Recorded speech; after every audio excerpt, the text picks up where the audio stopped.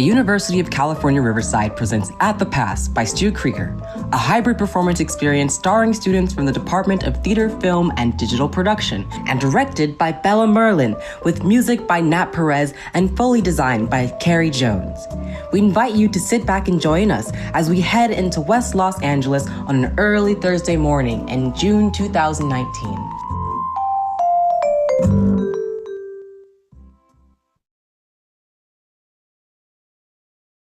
Platter's Diner. You know the place. Walls decorated with 50s memorabilia, designed to make you feel nostalgic for a world that never existed. Even the waitstaff adds the look. Black dresses, crisp white aprons. Most of us regulars come for the coffee, but we come back for the company. Me, I'm Maxwell, and this is my favorite spot to hang out. Right now it's 6:44 a.m. Place opens at 7. That's Cass at the counter, the one filling the sugar dispensers. Keep her distance. She's got a tongue like a meat slicer. And here comes Julia with a uniform stuffed under her arm. Let me guess. She'll slip into it while the two of them chat.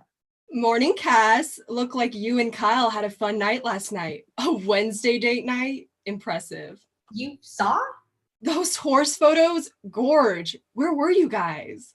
Sullivan Canyon in Brentwood. Ooh, foo-foo. I know, right? It was all Kyle's idea. It's this equestrian center Spielberg owns. When Kyle asked if I wanted to go, I said, of course, darling. It'll give me a chance to finally execute a capriole. What the heck is that? It's this way that a horse jumps with its front legs kicked out as it goes horizontal in the air. I only know because it was one of my words of the day last week. I sure wasn't fixing to let Kyle know that. He was so impressed. You're Halele. What did I tell you? Like some quick change artist, Julia's now in her uniform. I finally had a minute to check out your last weekend stuff. You and Greg were, wine tasting, obby at some totally basic place. No, we were in Bealton where they shot Sideways. Greg surprised me for our 2-year dating anniversary.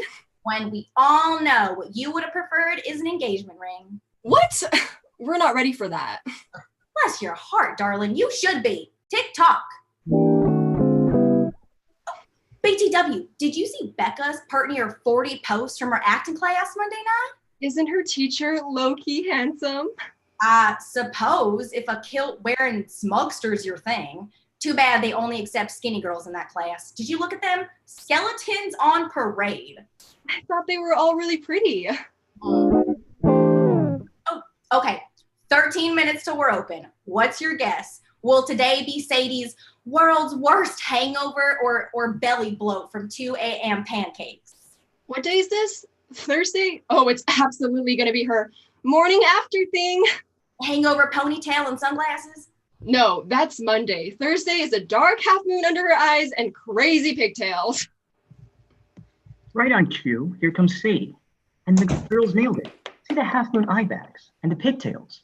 Oh my God, I can't even believe we're alive. All right, Spill, what did you and Olivia do this time? I swear to God, that girl is insane. We were at the club. Paul or Avalon? Avalon, I mean, God, it was already 1 a.m. and then Olivia sees these girls. I don't know if they're sorority sisters or a bachelorette party or what, but Olivia starts chatting them up, and then I swear to God, the next thing I know, we're following them to some boo-boo.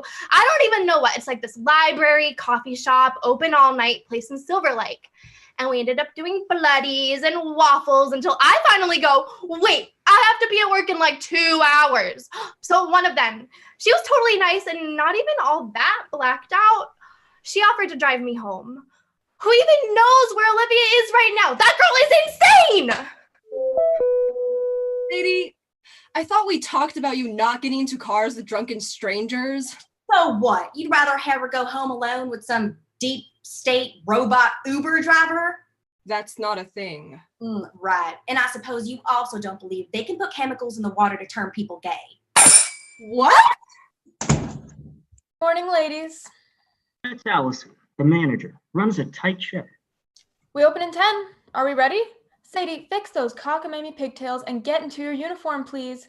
But I sincerely don't care how severe your hangover is. Hair combed, dress on, or take a sick day. This is not Margaritaville. Where's... I'm here. Here. This is Becca. It's finally decked out. Nails, hair clip, makeup, all match. Oh, my stupid piece of shit car was acting up this morning.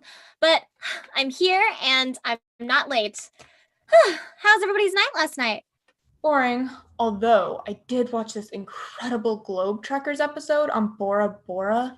God, that place is spectacular. My night was quiet and peaceful and quite lovely. Sorry, sisters in sadness. Mine was absolutely perfect. And if y'all please excuse me, I'll go fetch the Dijon from the back. Okay, here's what I don't get. If Cass has this Gucci life and a doctor husband who adores her, why does she have to act so superior all the time? I don't think she has a clue that's how she comes off. Let me tell you something. If she's married to a surgeon, there's no way her life is perfect. He's either not home, on call, or he's like in the bleachers beyond center field. We're wearing my catcher's mitt, ready to snag the popped up game-winning home run. Oh, hey, did you see Julia's sweet Insta from last weekend? Greg, bless his heart, took her to a winery in Buellton. Apparently, no one told him the posh ones are in Napa Valley. Excuse me, we had a perfectly onesie time.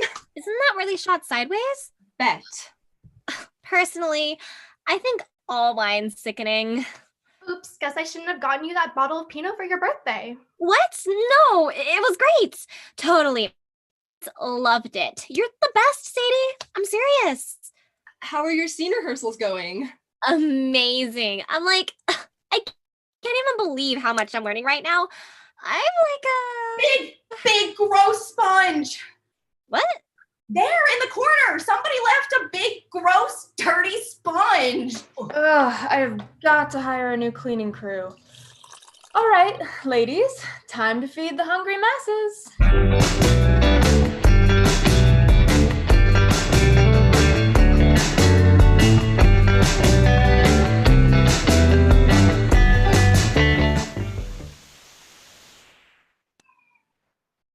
3 hours later, 10 a.m., a college fella, Ryan, is at the counter working on his laptop.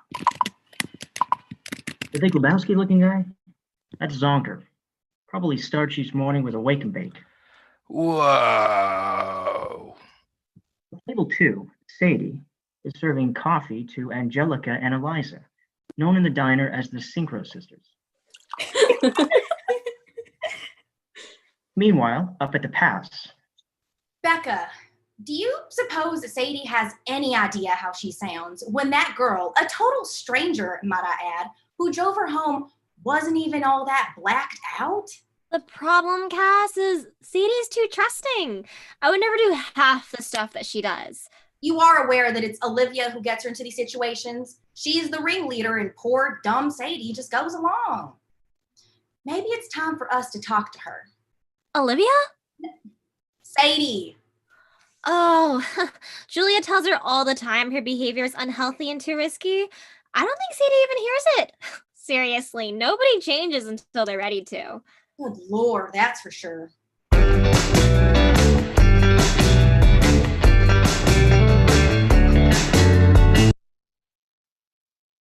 Meanwhile, over at the counter, Never got to ask you, Ryan. How was Arrowhead last weekend? You're amazing, Allison. I can't believe you remember I was going there.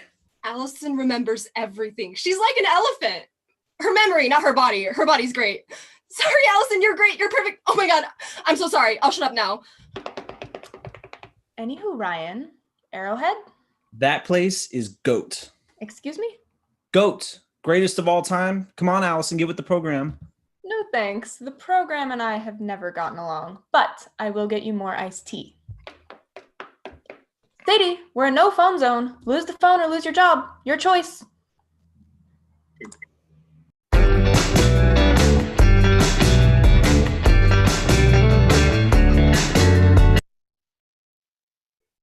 meanwhile, near Zonker's table, Julia, dude. help me out. I'm trying to figure like a 20% tip on a $15.22 check. $3.44, but I'd be eternally grateful if you like to round it up to $4. Whoa, you are like some serious Hermione wizard woman. Here you go. Later, Gator.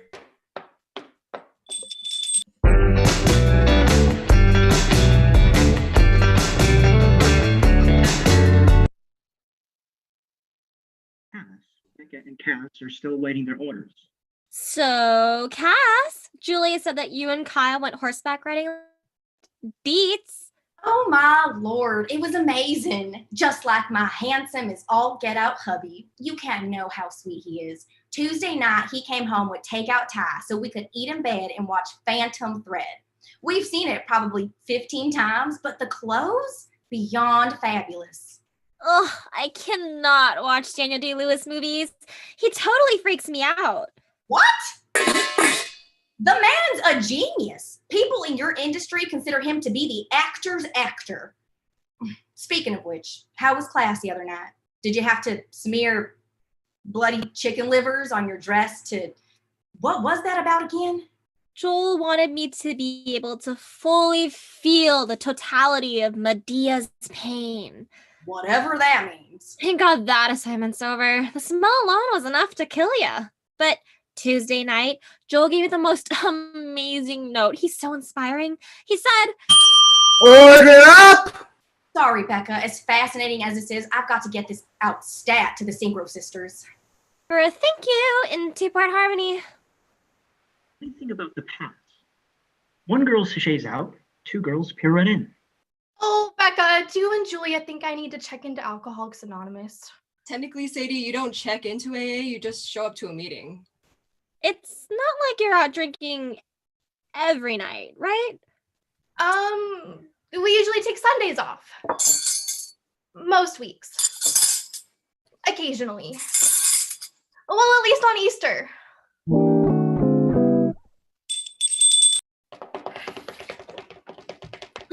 Everybody, grab your water pitchers. Lacey Camel's here. Stacy Camel, the water wolfer. Sounds a gallon in a gulp. More water, please. Order up! You know, Colton, you don't have to keep shouting out like that when we're right here. I got it. Okay, Julia, don't think I'm weird, but that Casey Camel guy looks just like my childhood dog, Copper. He was my first crush.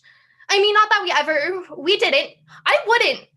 Anyway, that dude has Copper's big brown eyes and same shiny nose. Do yourself a favor, don't try rubbing his belly or scratching him under the chin. That's funny. You're funny.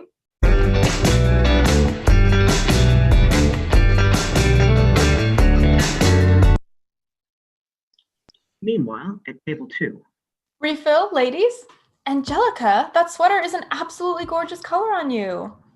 Oh, thank you. Eliza bought it for me. It's the best thing about having a sister who knows exactly what she wants and needs. She's always afraid that bright colors draw too much attention, but then whenever she does, trust me. Which you know I absolutely do. She ends up getting so many compliments and it makes me really happy. Oh, Lulu. No, it's true, Lulu. You two are a riot. Why?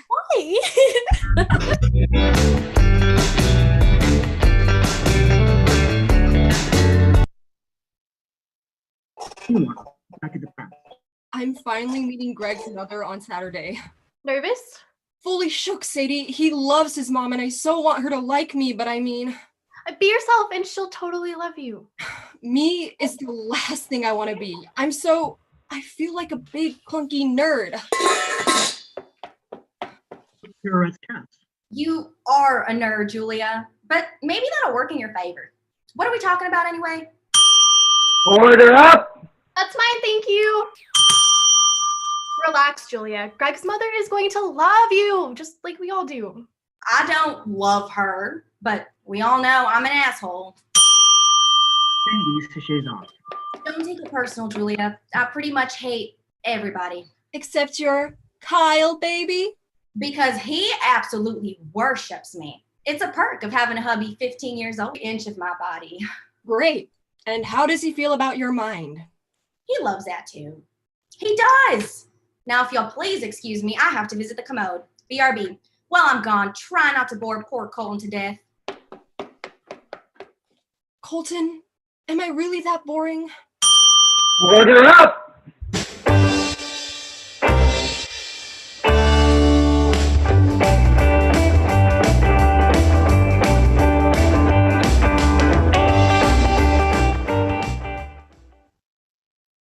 Or is it already 3 p.m.? Restaurant's closed. Sadie, Becca, and Julia are clearing away dishes, wiping down tables. Allison balances the day's receipts. And Cass is in the restroom. Does anybody else think it's disgrossing that Cass posts pictures of the open spines of Kyle's surgical patients on her Facebook page? Who wants to look at that stuff? Well, apparently you do. Not on purpose, it's just there. It's very boo-boo. Not to mention there must be like a million ethical violations involved. Do we really think her husband's patients sign consent forms to have their body parts displayed all over social media? In a weird way, I think it's sweet. I'm sure.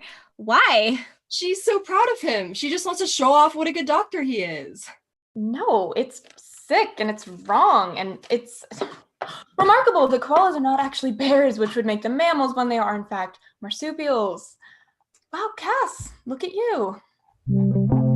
You look fantabulous.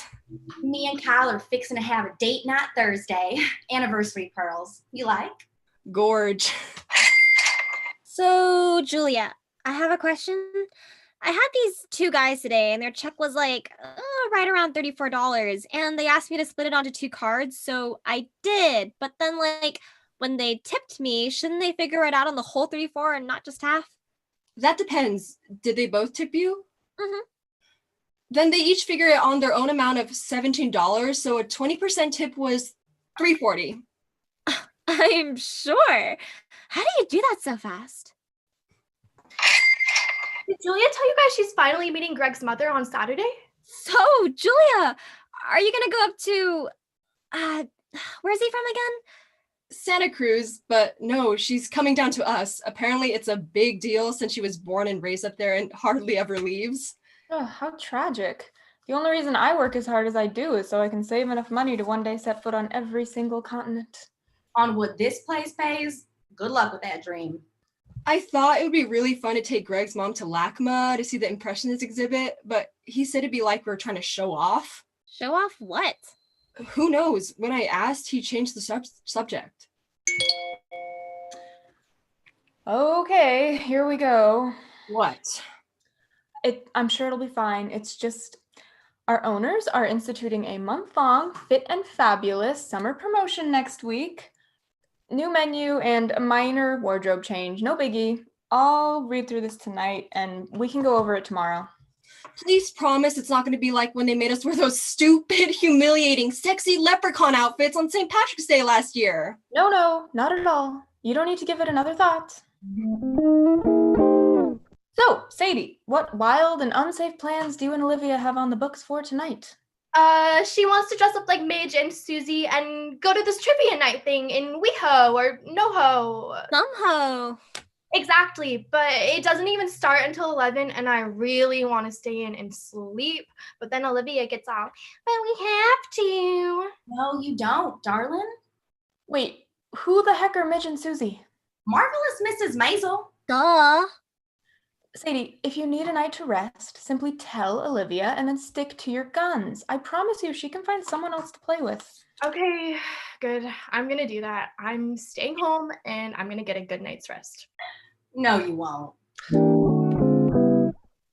Oh, switching gears. So, Becca, what monologue are you working on for your class these days? Something emotionally devastating from Girls Trip or one of Rachel Green's stirring soliloquies from Friends? You know, Cass, just once it would be nice if you weren't so mean. Honestly, I believe she's barking up the wrong tree. She wants to flirt with Joel or go to some great Hollywood parties or book a commercial, but putting in the work, digging into the emotional pain. I don't think she has a true desire or ability to go there. How would you know? You've never been to her class. Or, I'm sorry, have you? No, but becoming a real actress requires courage. I don't believe Becca has. Oh, yeah? Want to bet? Actually, yes. Yes, I do. How about this? My tips against yours tomorrow. I'll bet you don't have the stones to go up to a customer, a total stranger, and deliver some heavy emotional monologue at him like it's a spontaneous real life moment. This could be epic. Excuse me, since when am I running a dinner theater here? But wait, Cass, a monologue like what? From what? Blanche Dubois. That's her name, right? The one from Streetcar. Stella! Sorry, was that too loud? No, Julia, that is so played out. I want something from Hyatt. Oh, sweet Jesus. That's perfect. So wait, we're betting my tips against yours that I wouldn't have the balls to go up to a total stranger and act out a speech from Twilight like it's happening in real life? Yes, ma'am. And it can't be a plan, somebody you pick. It has to be my pick. No, I'm the manager. I pick. I won't have you two scaring off one of my regulars. Bet? Bet.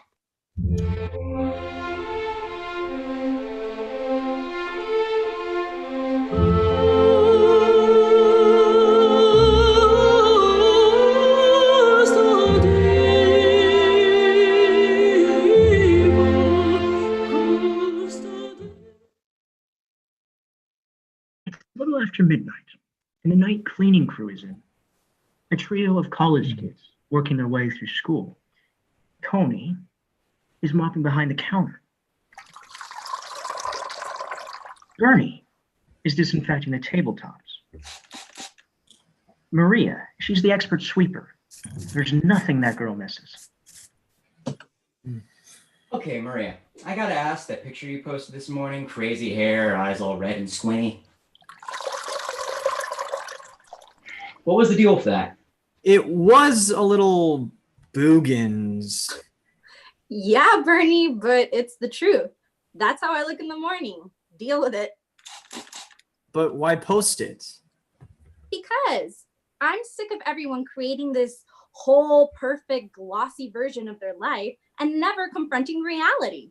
I have taken a personal vow to make this my year of living truthfully. Maybe, my friend, you should give it a try. No thanks. Why not? Because here's my truth. If you never hang your ass out there, nobody can take a shot at it. Answer me this then. Since you guys never mentioned this job in any of your posts, are you ashamed of it? Of course. Shouldn't we be? No, it's who you are right now. You're doing what you have to do to get by while you're in school. It's your reality, Tony. Reality's wickety whack. Yeah, but you can't change it if you never confront it. Or if you don't confront it, you don't have to admit that you're then living a poop stack life. So, you believe it's better to live in a constant denial? Of course. Yes. Except, wait, Tony. If we know we're in denial, then we're not in denial, right? So what then? We're in denial? Denial is not a thing. Well, it should be. Deconstruct is to take apart. Demystify is to take away the mystery. Denial is not recognizing or acknowledging, so recognizing is denial, and that's what I do. I'm in total non-denial of my denial, so I am in denial. Ha, Maria. He's got you there. He's got me nowhere, and neither do you. You guys are, a pair of the head in the sand ostrich idiots. And I'll still post ugly pictures and sad meals and terrible test scores because, unlike you two, I say living a real life is better than living a fake life, no matter how hard it can get sometimes. Broster, she just nailed it. What? Our band name? It's gold. We're gonna be the Ostrich Idiots.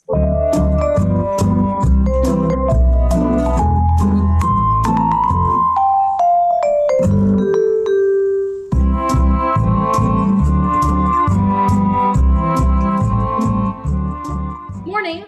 It's day Day 2, Friday. And I don't believe we've met yet. Tina 2 times. That's what the girls at Platters call me. I pop by the diner daily to pick up my breakfast, then again for lunch. Always getting it to go. My office is right next door, and, well, I am one busy woman. You know, even in those brief appearances, it's remarkable what you can learn about people. 12 minutes till opening. Allison is changing the register tape. Cass is filling the sugar dispensers. And Julia is setting the silverware. So, what do you think? Will Becca go through with it? Of course not. She'll have some crusty excuse about why she couldn't find a good enough Twilight speech, or car trouble kept her from having time to learn it, or... Oh, Cass! Before you, my life was like a moonless night. Very black, but there were stars, points of light and reason. And then you shot across my sky like a meteor. What are you clapping about, Julia? It's Twilight. Becca's killing it. Yeah, well, hush now, Becca, and save it for the designated stranger of Allison's choice. If you'll recall, I am not in favor of any of this. I tried talking to Allison about the fit and fabulous wardrobe thing. She fully blew me off. That can't bode well. I say we pin her down after work today. I, for one, will not bow down to the man and be forced to dress like some embarrassing Jimbo. Like a what? You know, a bimbo that lives at the gym. Brace yourselves, folks. Here comes Sadie. Allison is right on her heels. Oh my God! Sadie, I'm guessing you didn't stay in and have a quiet night last night. I so wanted to, I really did. Can we work as we chit-chat, ladies? If we're on the clock, you're on the move. Let's go. I was in my sweats, hair up, the whole enchilada. Then Olivia shows, fully unannounced. She didn't have an awful day at work. Nobody else would go out with her, and she's begging, literally begging me. She goes, "We don't have to do anything crazy, I swear." Familiar yet dangerous refrain. So we go to Roscoe's for chicken and waffles. The best, right? Plus, they have this really cute picture of Obama on the wall from when he ate there. I'm sure. President Obama ate at Roscoe's? Right? But it's true. I've actually seen that picture. Anyway, we're sitting there minding our own business when these guys come over. They're both like a cajillion feet tall. Olivia says they had to be pro basketball players, but what do I know? So they start buying us beers. You were absolutely powerless to say, no thank you. And they're funny and sweet, and we're drinking, and I'm wolfing down chicken wings. Seriously, could they be any better? Then I look at my phone, and it's almost 11 when they close, but the guys say we have to keep it going. So we go to this bar across the street and start doing shots. And then it's like 1:30 when the bar's on last call, so one of the basketball guys says, "Let's go take pictures at the Disney Hall." We're all totally blacked out, but we walk over there and we're like running around and posing and racing up and down the outside stairs, making these crazy faces with the moonlight bouncing off the building. You know how it's all that metallic aluminum tin? It was epic. Then I get up this morning to look at the pictures on my phone, and they're totally not there. I was like, oh, what the hell? Perhaps they're on Olivia's phone. God, who knows? I don't even have the slightest idea how we got home. But you did, and now you're here. So sunglasses off. Let's go.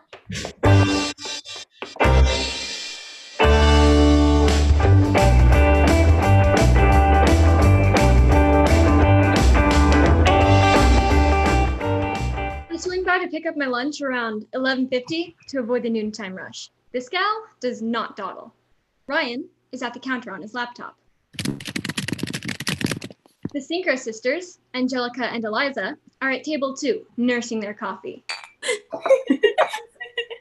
A man I've heard the gals call Grumpy Sid is alone at a table with his LA Times. Casey Camel is by the window. Masawa, por favor.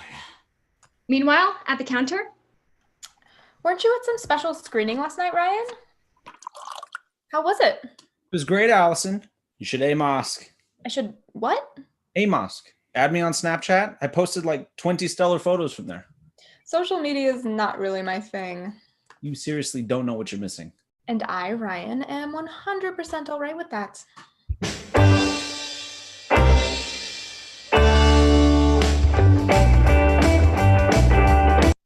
Meanwhile, up at the pass, As charming and entertaining as Sadie's adventures in Blackout Land are, do you notice they don't always add up? What are you saying? in pirouettes Allison with an order ticket.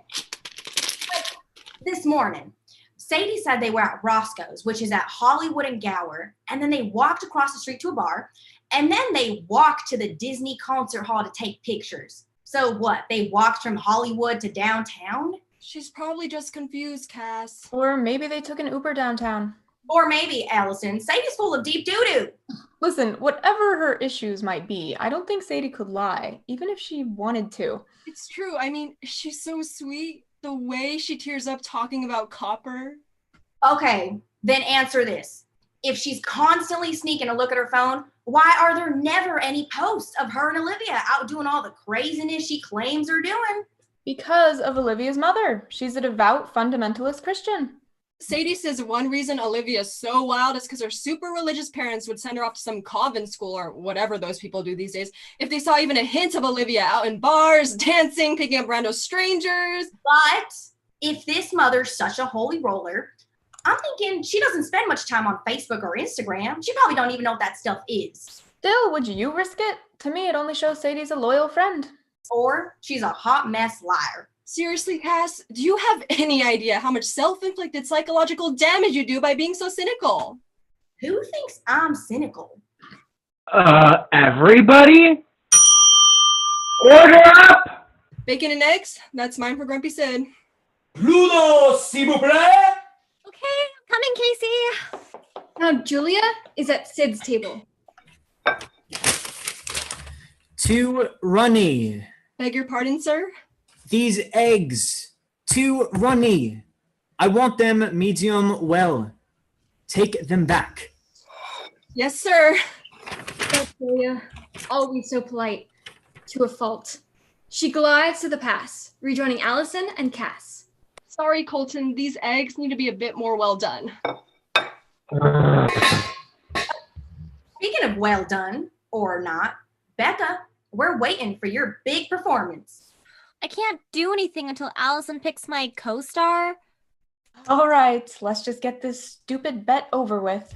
I pick Grumpy Sid. Oh, Becca, look at him. The love of your life. How sweet. You don't have the gumption. Merci, everybody. Gotta run. Oh, wow. Look at Becca. She's actually going through with it. She's sitting at his table. Now this is worth sticking around for. Before you, my life was like a moonless night. Excuse me? Very dark, but there are points of light and reason. I'm sorry, do I know you? And then you shot across my sky like a meteor. Suddenly, everything was on fire. There was brilliancy. There was beauty. When you were gone, when the meteor had fallen over the horizon, everything went black.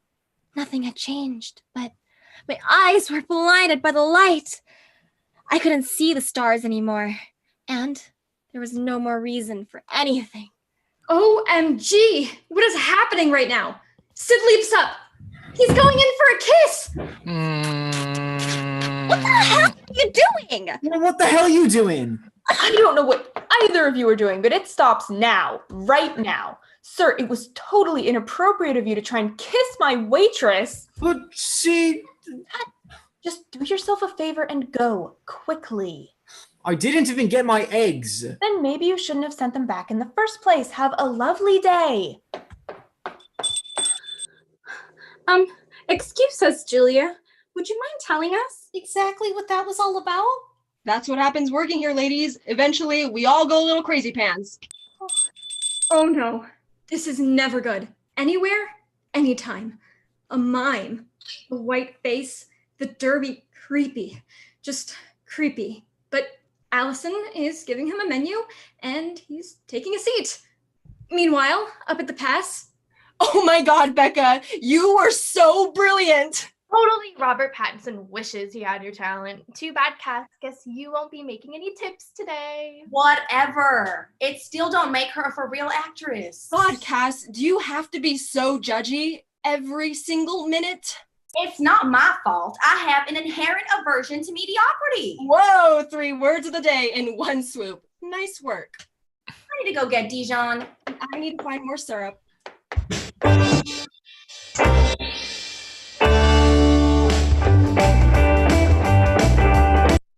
I know there's a lot going on right now, but why is my order taking so long? Time is money here, people. Why is Becca bringing Ryan a cup of coffee when I don't even have my chicken Caesar yet?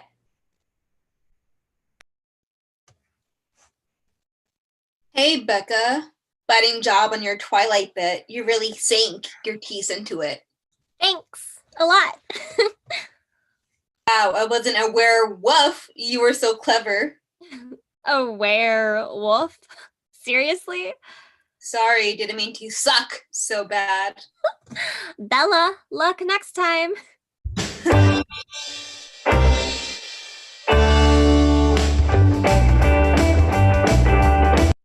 Meanwhile, up at the pass.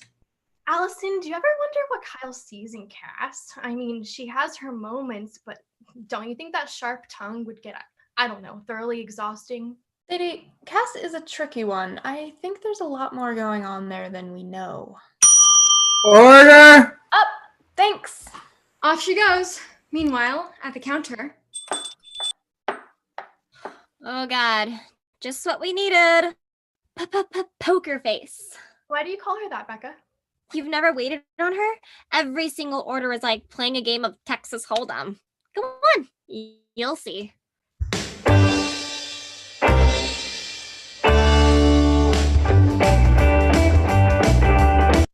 Then, out of the kitchen? Cass, please slow down a second. I want to talk to you. You are talking, Julia? Sorry. I mean, what I want to say is, I don't think you actually intend for stuff to come out to be this way, but a lot of the times, the things you say are really hurtful. So, I told you, I'm an asshole. Yeah, but why? Wouldn't it just be easier to be nice? Good Lord, no. I can't even imagine the effort that would take. Yeah, maybe you should work on appreciating people for who they are. Do you suppose I'd have the stellar marriage I have if I wasn't fully prepared to embrace the fact that Kyle's a cross-dresser? Excuse me? He's a what now? See? You're shocked. That proves that it's you, not me, who's provincial and narrow-minded. No, you tossed that at me totally out of nowhere. So, why should that matter? Since I've never passed judgment on it, I get to have a husband and best girlfriend all rolled into one. Not to mention that he has stunning taste and lets me borrow some of his cutest outfits. So maybe I'm not the asshole after all. Wow, is Cass hot under the collar? Did you catch the way she snatched those dishes and bolted into the back? Meanwhile, Sadie is taking Poker Face's order. Good luck with that one, girlfriend. Yes, I'll have the Cobb salad, but please hold the bacon. Hold the Roquefort cheese. Put the dressing on the side. Anything else? Yes. Also, please hold the eggs and the chives. Oh, and hold the avocado too. So basically, you want lettuce with chicken. Precisely.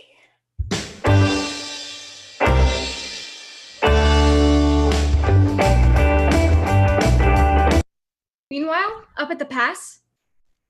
Oh my God, Becca! Did you know that Kyle's a cross-dresser? I'm sure. It's true. Cass told me. Kyle likes to dress in ladies' clothing and she's acting like it's the most natural thing in the world. It does make sense now that I think about it. What other guy would watch Phantom Thread like a bazillion times? What are you two chicas whispering about? Kyle likes dressing in drag. Oh no, you mean he's gay? No, he just likes to wear women's clothes. And that's not gay? Gay is about who you love. Cross-dressing is about what you wear. Two different things. Here's your order for table 6, Julia. I'm so confused. Good. Then maybe you won't mind taking my table with that scary mime? I am not up for playing a whole game of charades just to figure out what the fuck he wants to order. Sorry, it's all yours. Hello. May I take your order, please? Oh no. What's the matter, Mr. Mime? No money? Okay. So you're broke and you're hungry. Terrific. Well, because I'm an astoundingly nice person, how about I get you an order of fries and a Coke? On me.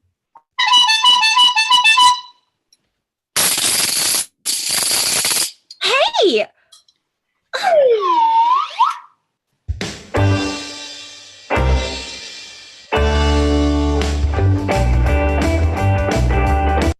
Meanwhile, back at the pass. OMG, Allison, get this. We just found out Kyle's not only a dream husband and a renowned surgeon, he's also a dead ringer for Cher in her turn back time phase. You know, Julia, I'm thinking I could have gone my entire life without needing to see Cass's husband in thigh-high boots and ass chaps. Order up!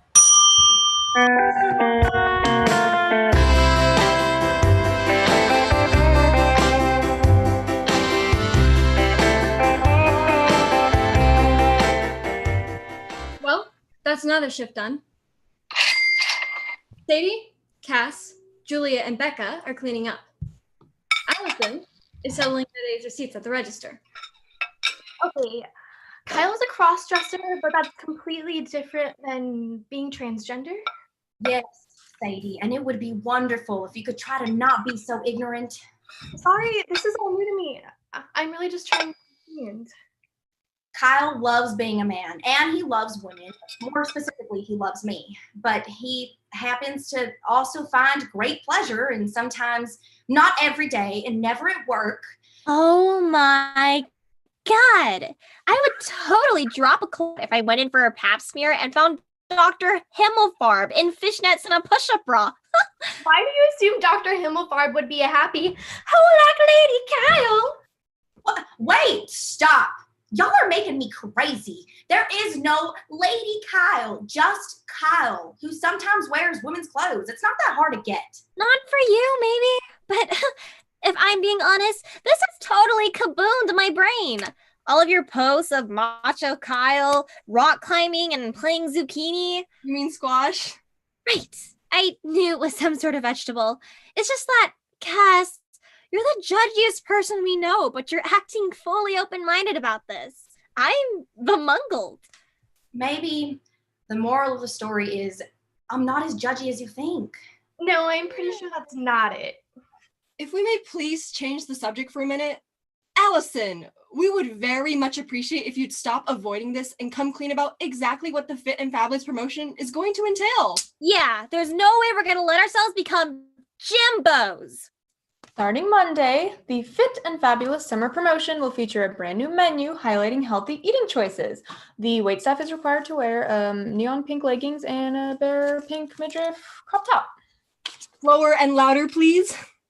Look, it's only for a month, and I don't know why you're upset. You're not the one with a 30-year-old body that hasn't seen the inside of a gym since middle school. Beside the point, it's high time we stand up to these narciso owners and tell them this is unacceptable. We're not Hooters, nor are we the Playboy Club. This is a diner. We peddle eggs and burgers, not flesh. And they peddle paychecks, not opinion surveys. So you're okay with this tyranny? Come on, Allison. It's an untenable perpetuation of the heteronormative patriarchy that views women's bodies as their dominant form of currency.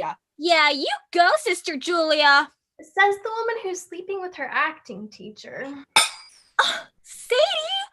Oh my God, I told you that in confidence. Like the rest of us hadn't figured it out. I hadn't. Wow, Julia, color me surprised. You've barely noticed you've been dating a guy for 2 years who's only now letting you meet his mama? So, Becca, this is your grand career plan? Fuck the teacher so you'll get the job? No, I'm sleeping with him because he's amazing and experienced. And he's teaching me things I never even had the slightest clue about. Well, he's also sleeping with half the other women in your class. I cannot believe you, Sadie. You are like the worst confidant ever. You didn't say the stuff was secret. You said you're totally eyes wide open about all of it. You know what? You're right. I have nothing to be ashamed of. The actual fact is, I'm using him way more than he's using me. Sure. Just keep telling yourself that. Enough. Can we please stick to the issue at hand? Allison, what will you do to push back to corporate for demanding we dress up like workout Barbie? What can I do? They're in the power position and I'm not prepared to rock the boat. I hate to say it, but this might turn out to be a good thing for me. I've been dieting like a madwoman, and you never know when an agent or a casting director might come in. If I'm looking fine and fierce, he could totally help me get some representation. And once again, we're back to saying we have no problem with being treated like a commodity. I don't understand you, Allison. What's the downside to at least going on the record? The owners need to know we're not all right with this. I'm the manager. They pay me to keep things running smoothly. If I bark back and they don't like it, which one of us do you think is gonna get fired? So we simply roll over and play dead like women have done since the dawn of time? I suppose. All right, since we're making zero progress on this front, there's something else I need to get off my chest. What, Kyle's bra? Good one, Becca. Yeah, cute. Sadie, when you told us about last night, you said you walked from the bar across from Moscow's at Hollywood and Gower all the way to the Disney concert hall. What? You said you, Olivia, and those basketball guys close a bar across from Roscoe's, then y'all walk down to Disney to take pictures in the moonlight. That would be like a 10-mile walk, drunk, at 3 a.m. I never said we walked. Truth. Sadie, you did. Yeah, but what I meant was we walked out of the bar and into an Uber, and then walked out of the Uber once we got to the Disney Hall. Obvi. You think I'm a liar? Or maybe it's just that you're blacking out night after night, and you have to make up the end of all of these adventures so we don't confront the holy heck out of you about needing rehab. No, I'm not. We have it totally under control. Really. Good. We hope you do. Now that that's settled, I say we vote on whether or not Allison should tell corporate that we won't follow their stupid edict and dress like sex objects. I'm not doing that. Look, as much as I might not love their order, I can't afford to lose this job. I am leaving now to buy pink leggings and a bare midriff crop top. The rest of you will just have to follow your hearts and do what you think is right. Happy weekend, ladies. Let the chips fall where they may.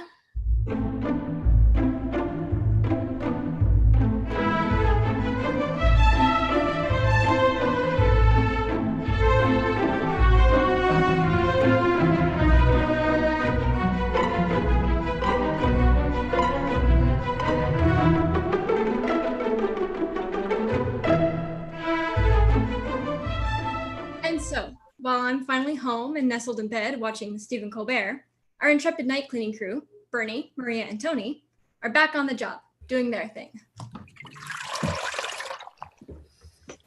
Nice Insta pic of you in that purple suit on the way to Livy's party Friday night. Word. Except that's not what you actually wore to Livy's. You showed up in ripped jeans and my vintage biker jacket? The suit was itchy. Okay, then what's the point of posting a picture implying it's what you wore? I don't know. Who cares? It's her year of living truthfully, Broseph. You're stomping on it. I'm not stomping on nothing. You know, I never understood why anybody would give a shit what somebody else wears. What you wear, Bernie, tells the world who you are. Our clothes are our armor, our billboard, our password into a particular club. Or maybe they're just the most convenient things to grab to cover your naughty bits so that you're not arrested for public indecency. Is that why you're always wearing my stuff? You wear my stuff too, Tony. Only when all my shit's dirty. Whoa, hit the pause button, boys. Are we sure that's all that's going on here? Ever think that maybe it's a subconscious attempt to try to slip into each other's skin? What? No. I'm definitely not doing that. Well, Bernie, Mr. International Man of Mystery, if we ever do have the chance to peel away all your deeply buried layers, I'm wondering who we might find underneath. Hold on, I might be somebody really interesting underneath all my layers too, you know. Oh, wonderful. Care to reveal him to us? Or are you too busy living in denial?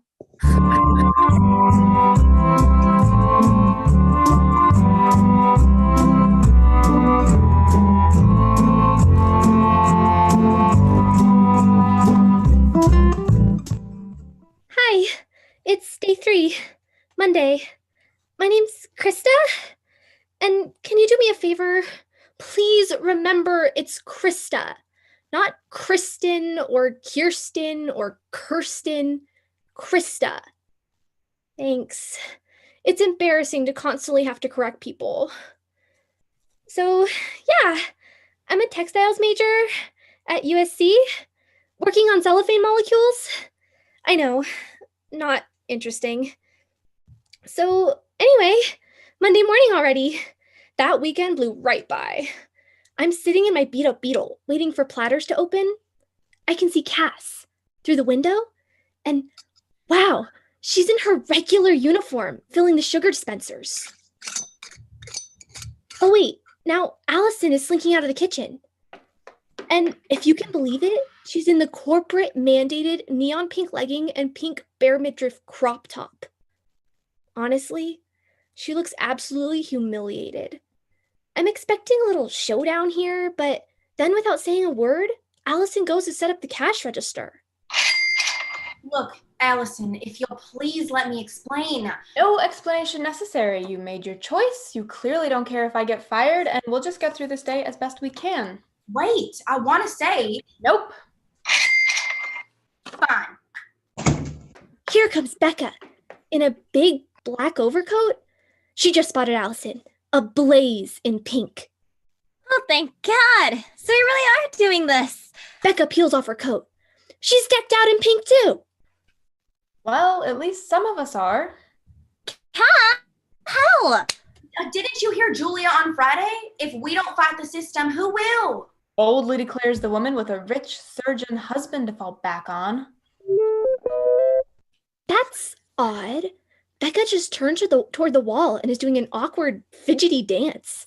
Does she have ants in her neon pink pants? You know, Cass, Allison brings up something that's bugged me since you started here. If Kyle's so wealthy and successful, why are you busting your buns out in this janky diner? Hey! Sorry, I just mean... No, I know what you mean, and it's a legitimate question. So, Cass, why aren't you home doing noble charity work or popping out babies like a normal doctor's wife? Maybe she needs the extra money to buy fall season wigs for Kyle. Becca! What? I'm not being mean. That stuff's expensive. Hold on! Becca's doing it again! She turned toward the wall and she's vigorously scratching herself. Down there! As much as this might shock you ladies, I was brought up to have a strong work ethic. I believe serving hot food to a hungry public is my way of contributing to a greater good. Yeah, right. Whoa! Allison storms off into the kitchen, closely followed by a fidget dancing Becca. What the? Julia? Why are you coming in through the front door? I forgot my stupid backdoor key. Oh, I'm really happy you didn't cave. Cave about what? Allison and Becca emerge from the kitchen in their leggings and crop tops. That! Oh no, that's starting today? Wait, so this isn't even about a political stand? You just totally forgot it was happening? Not only didn't I remember the stupid promotion, I just realized I forgot my uniform too. I'm a total disaster this morning. Why wouldn't you be? Your Insta made it look like Greg ran your ass ragged with his mother this weekend. Did you guys ever sit down? No, we barely even got a minute to talk. He was a maniac about keeping us moving. Okay, but if we can focus here, what do we plan to do about this? Yes, this! Allison and Becca in neon pink outfits. Cass in her uniform. Julia in her civvies. And now Sadie charges in, wearing a long coat that she whips off. And wow, she's wearing her regular uniform. Whoa! I'm not sure I believe my eyes. What? You said we weren't supposed to go full Jimbo, right? Yes, Sadie, and I'm happy you didn't capitulate, but isn't anyone else seeing the truly remarkable thing here? Oh my god, it's Monday morning and Sadie doesn't have her hangover ponytail and sunglasses?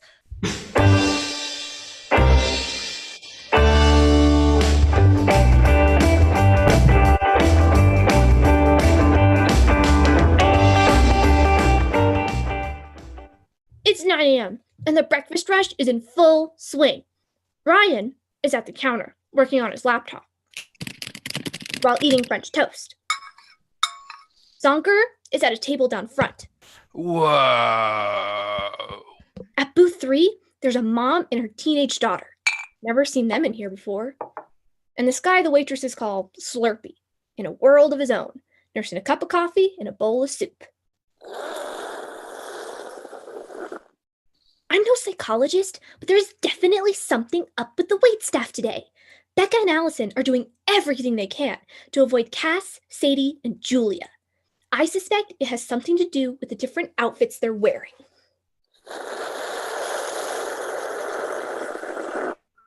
Meanwhile, up at the pass. Hey, Sadie, I'm so proud of you for not going out and partying with Olivia last night. Okay, please don't tell anybody else, but it's only because we didn't get in till after dawn yesterday from our Saturday night adventure.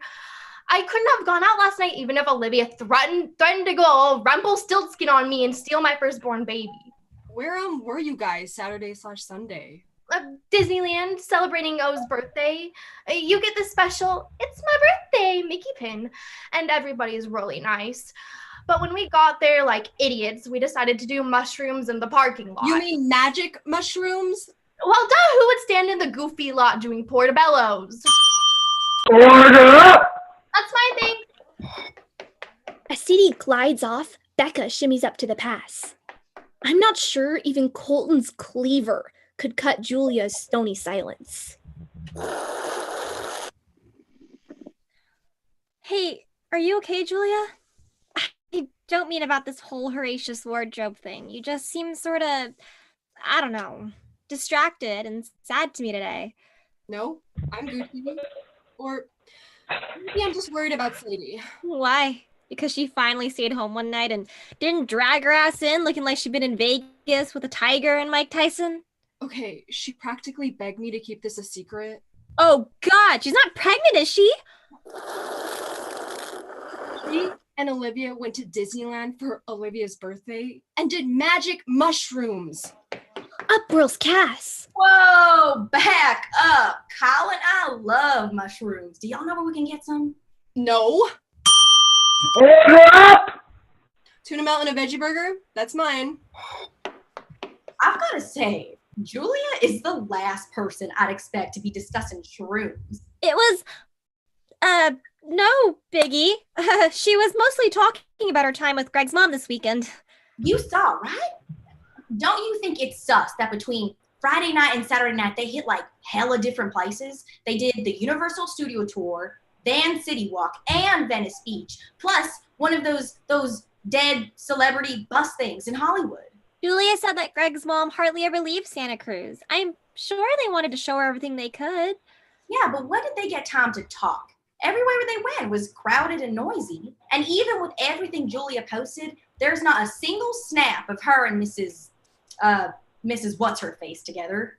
Because Julia was the one taking the pictures. Duh. I know, darling, but if the whole point of the weekend was for them to get to know each other, I'm telling you, something's badong.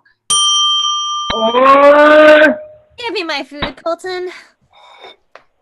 Becca dances off to deliver the order, while Allison pirouettes in. Allison, If you were meeting your boyfriend's mama for the first time, wouldn't you get a few pictures together to show how much you straight up bonded? What are we talking about here, Cass? Julia.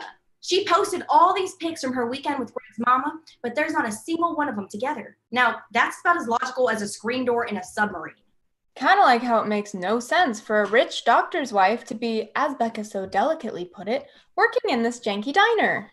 You know, despite how curious and skeptical you are about why I'm working here, I could ask you the same question. You are a strong brat? What do you need, Cass? What do you mean? You offering unsolicited compliments? It can only be because you're angling for something. My lord, Allison.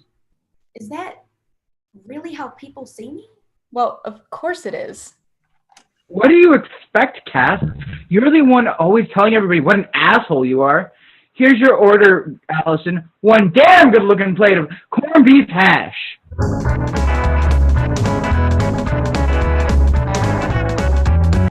You know, I've been watching that mom at booth 3 trying to communicate with her teenage daughter. Talk about exasperating. Honey, all I'm saying is I don't think it's too much to expect asking you to run a comb through your hair a few times a year. Maybe I want to look like shit! Maybe that's the whole point. God, I'm not your little mirror, okay? I am a human being! Now you get why I'm studying textiles and not anthropology. Wow, that was intense. Speaking of intense, Sadie, weren't you so paranoid about getting busted? You know, when you were on shrooms at the Magic Kingdom? I didn't OP freak out. Oh my god, Becca! Julia told you? No! I mean, yes, but that's only because she's super worried about you. Ow. I have no idea why, but Becca just did her agitated little dance again and darted for the restroom. Hurry, I'll be back.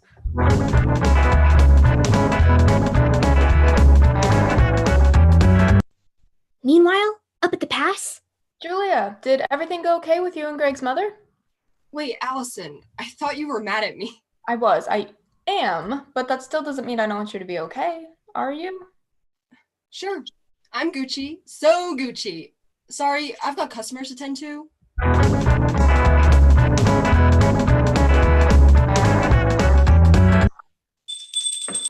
Now that's impressive. A female construction worker has just come in.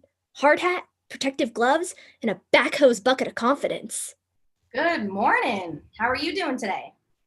I'm about to start an 8-hour shift where the guys either bust my balls or grab my ass, and kids down the block call me Boobs the Builder.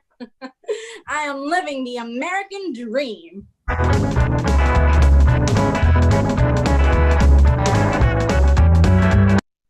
Hey. I can't believe you told Becca about the shrooms. I totally asked you to keep it a secret. I know, Sadie, but...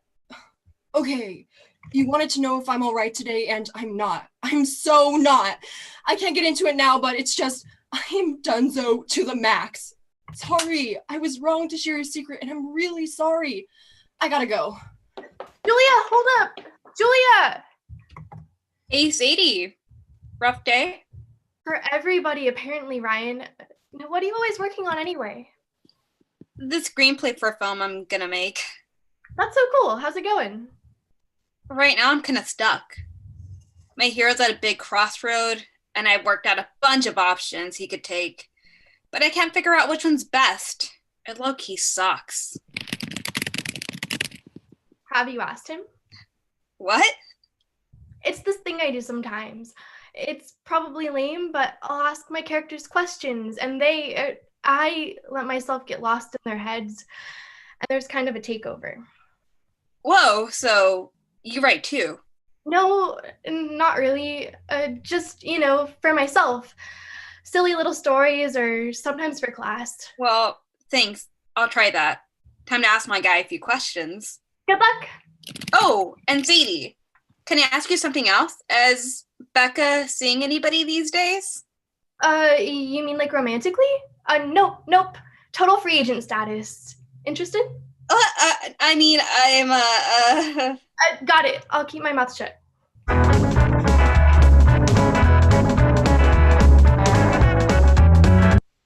Meanwhile, near Zonker's table. So, Julia, dude. Yes? If my check is like $19.55, how much tip should I? I am not a human fucking calculator, okay? Figure it out on your fucking phone! Whoa! I'm sorry. I'm sorry. I'm so Julia, sorry. break time. All right, people, keep it moving, please. Talk about timing. A medical student has just come in and is sitting at the counter. I think I might recognize her from USC.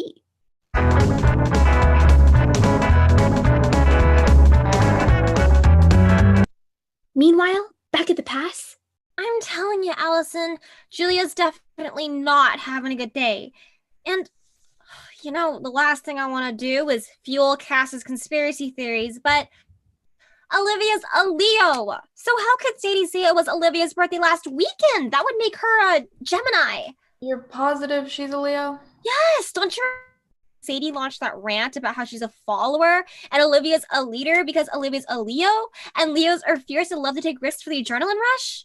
No, but then again, I don't listen to most of Sadie's rants. I'm usually too busy scheduling or reordering supplies or making sure the cash drawer is balanced.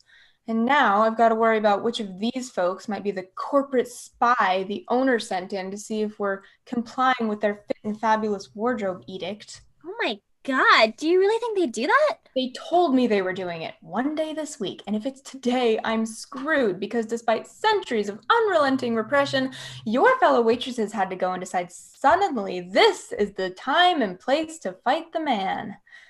Boy, I wish someone would tell me why I care. Order up! Pie a la mode. That's mine for Ryan.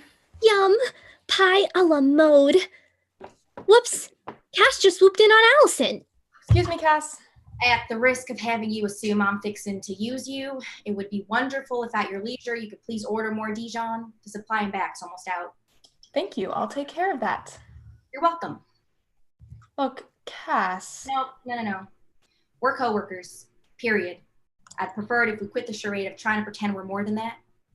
Allison delivers the pie to Ryan, while Cass and Becca stand in stiff silence. Okay, Cass, just because I'm saying this does not mean that I agree Sadie's a liar, but it wasn't Olivia's birthday this weekend because she's a Leo, not a Gemini. Did you confront Sadie about that? No, I'm terrible at confrontation with anybody about anything.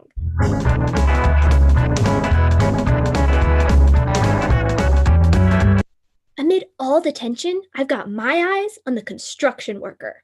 She's a baller.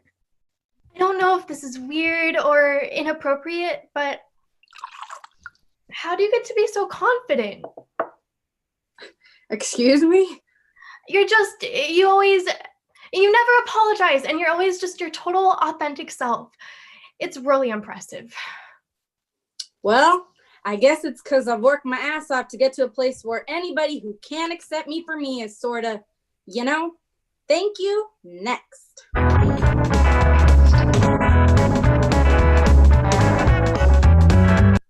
Meanwhile, up at the pass. Well, Becca, clearly we need to get our hands on Sadie's phone and go through her texts. What's that gonna prove, Cass? How can you be so clueless? Even if she and Olivia had plans for later in the day, Sadie is the kind of friend who instantly wakes up and sends an HBD text gushing with balloon, cake, and firework emojis. I got that exactly from her on my birthday. You did too, right? Well, no, but making that leap hardly means I'm some Madam Woo-Woo with a crystal ball. So how about you go distract her and I'll go see if her phone's in her purse. I'm not doing that. Sadie's my friend. Is she, darling? Or maybe she's lying about that too. Now, if you'll please excuse me, I do believe we need more pickle relish out front.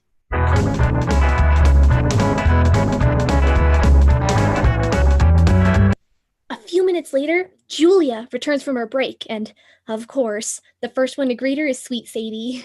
Feeling better? Sure. I mean, no. I feel awful.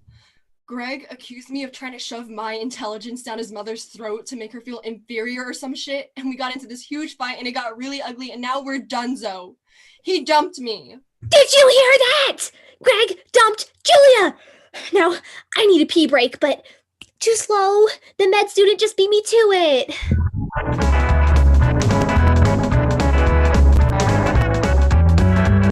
Meanwhile, right in the middle of the diner? Allison, did you ever notice how cleverly Cass kicks up trouble between the rest of us so she doesn't have to be the target of everybody's wrath every second? Cass is the perfect example of somebody who just I'm never happier when I'm pulling freshly washed laundry off an outside line, inhaling that smell, which is the very essence of my childhood summers. Excuse me, is there a manager here? Yes, that would be me. Having just finished my communicable disease rotation, I regret to inform you that the seat in your ladies' room stall is experiencing a virulent infestation of pediculosis pubis. Or in layman's terms, crabs!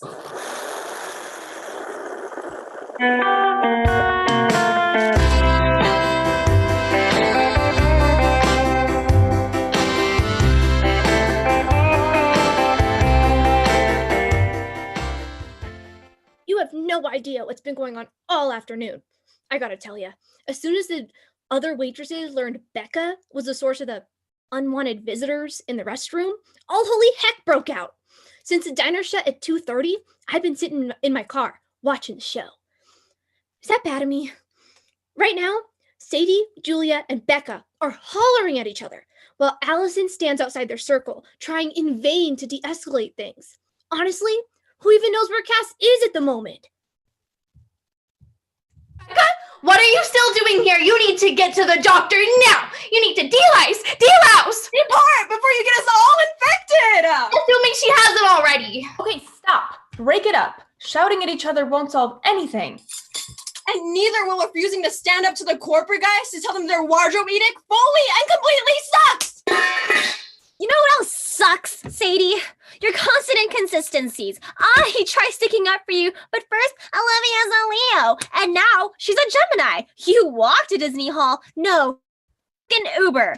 All of this makes everybody wonder if you're nothing but an alcoholic liar. Julia, you're not exactly innocent here. I believe you're the one who told Becca about the shrooms when I specifically asked you not to. Maybe she didn't mean to. Maybe she's just having a really bad day. He has a point, Sadie. I hate to say it, but Julie is usually the sanest one here. What do you mean you hate to say it? Why?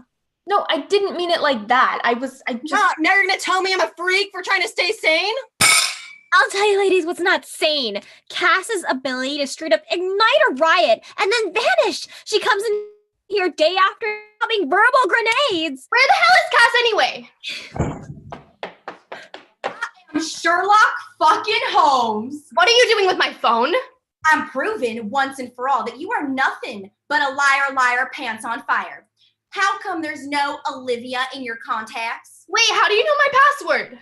Oh, please. I've seen Dr. Seuss books harder to read than you. You never stop crying about your stupid dead dog Copper. You post endless pictures of your childhood home at 12 Chelmsford Road. So I typed in Copper 12 and I was in. You had no right to do that, Cass. Maybe not, but let's not bury the lead. Sadie, if you and Olivia are so deeply entwined, why isn't there a single text or an email from her in your entire database? Did you check under BFF? Yup, Julia, I did. How about my bestie? Or isn't her last name Clark? Did you try old Clark? Oh, you betcha. Well, Sadie, darling, we're waiting. Okay. All right. You got me. Olivia was my best friend in 6th grade, but her dad was in the diplomatic corps and got transferred to Pakistan. I never saw her again. What the fuck? So who have you been getting drunk with, acting like crazies, picking up random strangers? Nobody. Come again, please? Nobody. I don't do anything or go anywhere. I rarely drink. I've never taken a drug more powerful than baby aspirin. I'm a loser. A pathetic, weak sauce loser. And now you all know it. Wait, I don't understand what's going on here. Wow, Becca, that hardly makes this a red letter day. You guys always have these great stories and interesting lives and fun weekend trips, and I'm so boring. I just want it to be glamorous and wild and crazy. But instead, Sadie, you've made it so we can't believe a single thing you say. Sorry, Cass. I still prefer that to working with a prickly porcupine like you. Every shift with you feels like 8 hours in a minefield. I'm gonna have PTSD when I quit this job. Perhaps if we could all try to calm down. And what? Dress like perky pink pinups so men can come in and ogle us and drool over us and grab us in places where you probably haven't even been touched in 15 years? Wow, that was really mean. What are you complaining about anyways, Cass? Sadie and I have to go out and buy these stupid outfits. You can probably borrow yours from Kyle. I can't believe this! Cass grabs one of the metal napkin dispensers off the nearest table and cocks her arm like she's fixing to hurl it at Julia. Oh, hell no, Cass! You are not gonna go Real Housewives on her ass! Ugh! Now things are turning totally cuckoo. Becca is struggling to get between Cass and Julia. She accidentally knocks Sadie to the floor. Shoves Cass. Cass shoves Julia. Julia's about ready to deck both of them. Scrappy Sadie hops up and lunges into the thick of it. Dark Horse, Allison, whips around, grabs one ketchup and one mustard squeeze bottle. She's aiming them like she's got a pair of pistols. Now Allison is charging at Cass and Julia, jousting them in yellow and red before taking deadly aim on Becca and Sadie. Becca dodges. Sadie slips and goes down. Cass bobs and weaves, collisions, collapses, capitulation. Allison has triumphed, ladies and gentlemen. She's the undisputed queen of the condiment conflict conflagration.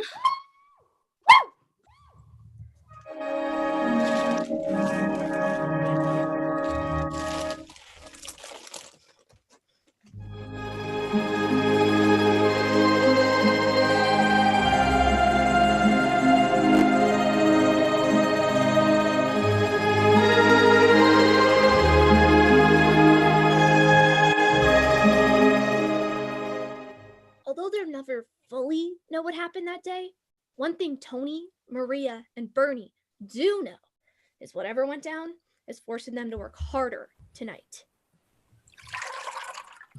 What the H went on in here? There's ketchup and mustard and every crook and nanny. Feels like we're at the side of the shootout at the condiment corral. They finally snapped. Wouldn't you, working here day after day, taking doo-doo from the hungry public? Plus, you know how women are.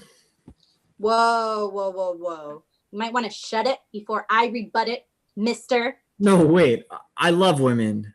It's just, forget it. Good call, Brock. No, I want to hear this. Women are just what? Highly emotional. Oh, so it's better to be totally bottled up and repressed, like most guys I know. I'm not repressed. Are you sure? Because some nights there's enough sexual tension crackling in here to light up the entire Vegas Strip. No idea what you're talking about. You feel it, don't you, Bernie boy? No.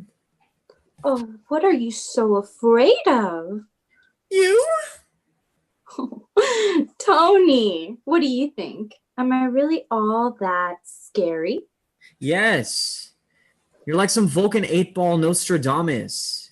You see everything. You're right. I do.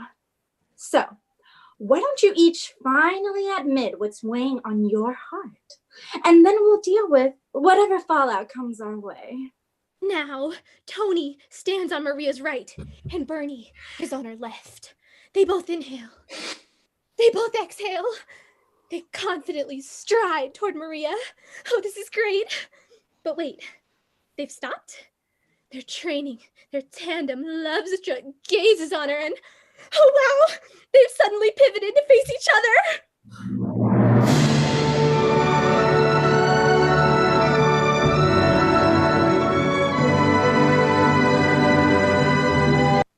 Tony, I think I love you.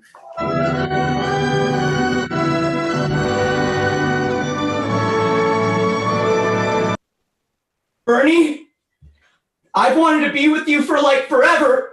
This is unbelievable! And both of them are stunned. And now they're charging at each other and falling into each other's arms like delirious bears emerging from hibernation.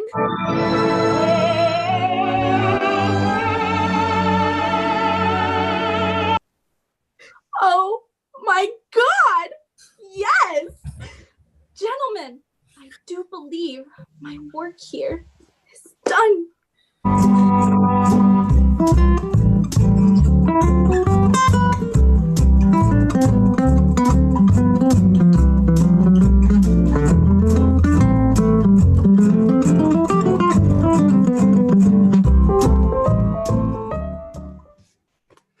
It's Tuesday, day 4. Hi, we haven't met yet.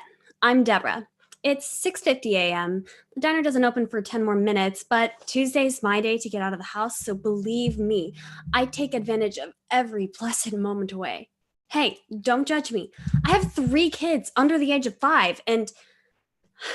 Okay, my mother thinks I volunteer at Goodwill on Tuesdays, which she covers for me, but I actually just come here to Platters, to read a book and breathe and get a bit of well-earned peace and quiet. I don't know what's going on inside Platters right now, but I can feel the tension all the way out on the sidewalk. Everybody's there.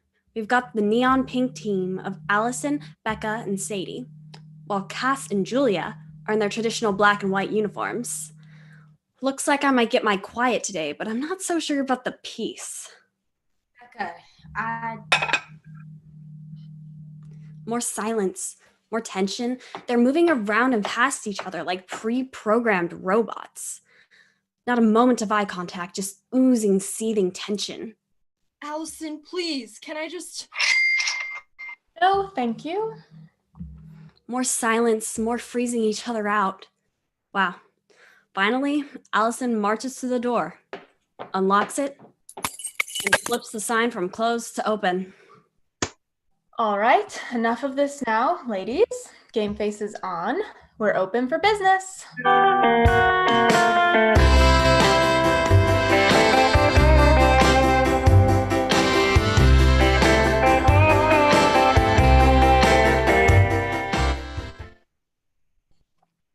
It's 1:15, the lunch rush is winding down, and I've got my nose buried in the Bourne legacy. I mean, Jason Bourne, he sure helps me forget those 3 screaming kids at home. Is it awful that I love them more when I'm away from them than I do when we're actually together? Oh well, whoever said it was perfect. As usual, Ryan is at his laptop at the counter. Eliza and Angelica are chattering away at table 2. And Zonker is at his table down front. Whoa. Julia and Sadie are up at the pass, but there's still a real chilly silence between them. It's clear Sadie's desperately trying to get Julia's attention, but Julia isn't biting. Please say something, anything. I really can't take it. Why did you go over to the dark side and decide to wear this ridiculous outfit? Wow, I didn't see this coming. Sadie grabs Julia and pulls her into a hug. Oh my God, words! Thank you. I'm so shook. I hate the silent treatment. It's what my mother used to do, and honestly, it makes me want to leap right out of my skin. All right. So the outfit choice? I was terrified. After everything that went down yesterday, Allison is so mad at me over the bogus Olivia stuff. I really can't get fired right now. My community college tuition is almost due. You caved. I did, and I'm sorry. I think it's great how you and Cass want to fight this, but for me... You're up, Sadie lady. Thank you, Julia. For what? At least trying to understand. Sadie dances off and Becca spins into her spot. Yes, you two are talking again. I suppose. I mean, the poor thing was about to combust if I didn't acknowledge her. Any update from your battlefield? I'm clean. The little fuckers are dead and gone. Allison made me practically strip to my undies before she let me in this morning, just in case the outfit isn't stimulating enough. At least it looks good on you. Seriously? You think? Yes, you know it does, but ultimately that's not the point. On the real. Of course.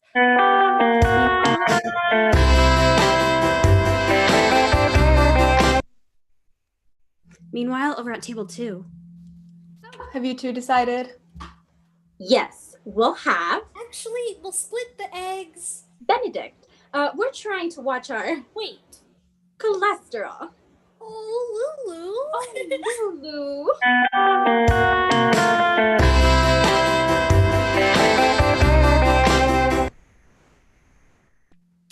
Up at the pass, Julia and Becca are watching Allison enjoy the moment with Angelica and Eliza. Do you ever wonder what Allison's life is like outside this place? I can't even begin to picture it. It's like, remember when you were younger and you'd run into your teacher at the beach or at the market and you just couldn't quite handle it? You're all like, what are you doing out in the real world? I couldn't pee assumed my teachers lived in a cupboard at school. This one time, I saw my 2nd grade teacher, Miss Eichen, at Home Depot, and I was all like, I am sure. It was like running into Princess Diana. Hate to break up your little skip down memory lane, ladies, but the food's getting cold. Egg white omelet. That's mine for Ryan. Waffles and whipped cream. Mine for Boot 6. Over at the counter. Hey, Ryan. I heard that concert you had to miss out turned out to be fully Horatius. Aw, sweet, sweet Jomo. Joy of missing out? Seriously? Up comes Cass. Becca, well, you're over here laughing about God knows what. Did you know Allison had to have this entire place fumigated last night? She paid for it out of her own pocket. What? Why did she do that? She didn't dare go to the corporate folks, and she couldn't risk having customers finding seafood on their plate, especially when they didn't order it. Then I have to offer to pay her back, or at least chip in. That would be the decent thing to do. I'm on it. Allison? Hi. Listen, Cass told me about the fumigation and that you paid for it yourself, and will you at least let me contribute some? I believe it was your contribution that started this whole thing. I know! And I feel terrible. I never contracted anything like that before. I didn't even know what it was at first. I mean, maybe I was in denial, or maybe I am just a boboso, but I feel awful. And Joel gave me $200 to perk up my wardrobe. Expecting what in return? What? Nothing. He just likes his girls to be able to go to auditions fully looking the part. Becca, how old are you? 19. How does someone get to be almost 2 decades old and not have the slightest clue about men, or people for that matter? Pure generosity is a myth. There are always strings attached. No, not with Joel. You're wrong. He has money, and he likes to spend that money making other people happy. Especially people who happen to be sleeping with him? Ew! You're making it sound so icky. You're having sex with a guy that's giving you money. Where I come from, there's a name for that. Frankly, I'm inclined to agree with Allison, but what do I know? Meanwhile, a scary-looking man in mirrored sunglasses has just come in. I'm telling you, it's like he stepped right out of my Born book. He's sitting at a table near the front window. And now, Sadie has emerged from the restroom. Wait, what happened to her little pink outfit? Now she's in ripped jeans and a Hard Rock Hotel t-shirt. And she's heading right up for Julia at the pass. Whoa, you changed. Change of heart, change of wardrobe. You've been right all along. As long as we're doing our jobs, why should anybody get to dictate what we wear? Good for you. You know what you said earlier about really not wanting to lose this job? If there's no Olivia and you're not some out-of-control blackout drunk, who are you? What do you want to do with your life? I'm sure this sounds cray or pie-in-the-sky grandiose, but my real dream is to go to Berkeley as a creative writing major. Given the cuckoo stories you fed us, you certainly have the creative part down. But I mean, working here while I'm at LACC, trying to keep my grades up to even have a chance of getting into Berkeley, it's just, let's get real. What are the odds of Cal ever actually happening for me? Order up! And muffin in it, Colton. We're having a moment here. Truth or truth? Greg didn't dump me. I dumped him. But that's good, right? Honestly, he left me no choice. When he said that thing about me trying to show off my intelligence to make his mom feel bad, I was like, hold up, whoa. I don't know why it took me so long to get it, but he doesn't like that I'm smart. Whenever I talk about my classes or things I was learning for my research projects, he'd start talking about movies or telling me how pretty I am. That's just rude. So, Julia, is letting perfectly good Eggs Benedict get colder than your boyfriend's black heart. Fine, we get it. You know what, Colton? Men suck! Yeah, I guess a lot of the times we pretty much do. Uh-oh. Man the water pitchers. Casey Camel just jogged in. And that sketchy guy in the mirrored sunglasses, he's really starting to creep me out.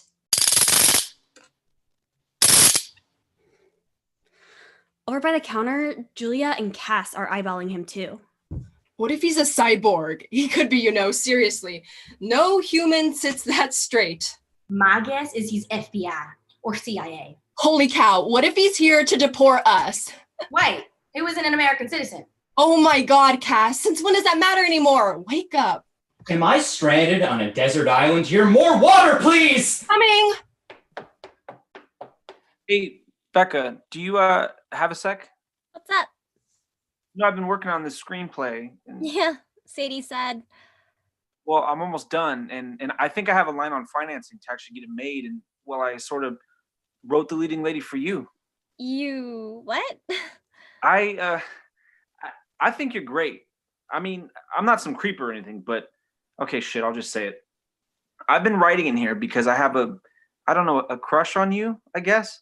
And then last week when you did that Twilight thing and you got that guy so stoked he tried to kiss you, it was righteous. You're like, So, are you trying to date me or cast me? both, I guess. But I mean, we just maybe, could have dinner and hang out some night if you don't have a boyfriend, which you probably do. I mean, why wouldn't you? You're Stop. I would love to have dinner with you. No, if you excuse me, I've got customers. Meanwhile, Sadie brings more coffee to Angelica and Eliza.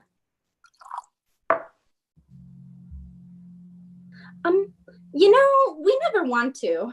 Set boundaries, but it's just impossible not to pick up on all the Tension today. May we be so bold as to offer a bit of advice? Of course. If women are ever going to get everything we deserve, sisterhood must extend beyond blood. Oh, Lulu.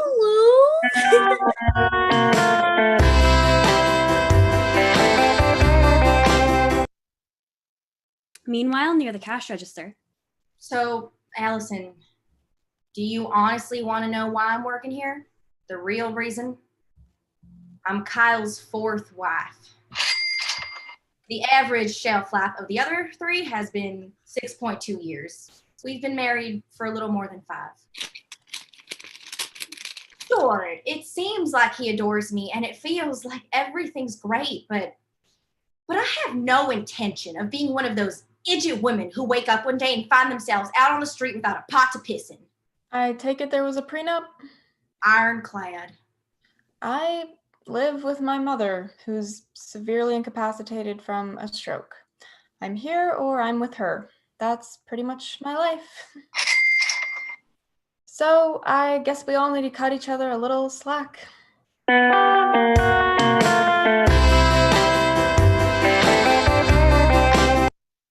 Meanwhile, up at the pass. I want to say you are a fierce woman, and Greg is a total pussy for being intimidated by your brains. You're so better off without him. I mean, good Lord, who else can calculate tips the way you do? And you're sweet and funny and like the kindest person I know, so fuck him. I mean, don't fuck him. You're way too good for him. Thank you. Then out of the restroom, Becca just appeared. It's like a fashion show around here today. She's in a little white dress with bright yellow daisies. Oh, I could wear that for 5 seconds before my kids would have it covered in chocolate handprints. Oh, hell, now Allison's the only one still in the pink leggings. She's heading over to Becca. Et tu, Brute? Julius Caesar, right? Considering what a chowderhead you think I am, are you shocked that I know that? Sure you don't have me confused with Cass? You might not be as harsh as Cass, but you clearly don't love my choices. Becca, anything I've said about you and Joel is only because I want to make sure you're fully aware of what you've gotten yourself into. It's not about the sex. It's about him taking advantage of you. Okay, but then how can you still tell me to be myself, but then you let me be exploited by wanting to parade around here looking like some 12-year-old boy's fantasy of a manic pixie dream girl? Fair point. Know what? I promise I'll honor your choices as long as you promise me you're making them with your eyes wide open. Have all the sex you want with whomever you want. Just be sure you're being treated with respect. Now, if you'll excuse me, I'm going to bring more water to Casey Camel before he starts yelling again. Anything else I can get you, sir? A cure for my hemorrhoids would be nice, but I'm guessing that's not on the menu. True, but I can at least refill your water glass. Meanwhile, Becca joins Julia and Sadie at the pass. Wow, Bex, great dress. Right? I saw it on Anne Hathaway in Us magazine, and I tracked it down at Nordstrom's Brass Plum. Oh, hold up. Mirrored Sunglasses Man is on the move. He puts down cash for his check and is heading for Allison. Cass is at the end of the counter nearby. Am I correct in assuming you're Allison, the manager? In the flesh. Way too much flesh, actually. I strongly suggest you check your voicemail. Whoa. Did you see him pivot on his heels and make a beeline for the exit? Classic Ludlum move. Now Allison's whipping out her phone and listening to the voicemail. Oh, judging by her face, this can't be good. Even Cass is starting to look concerned. Oh, shit.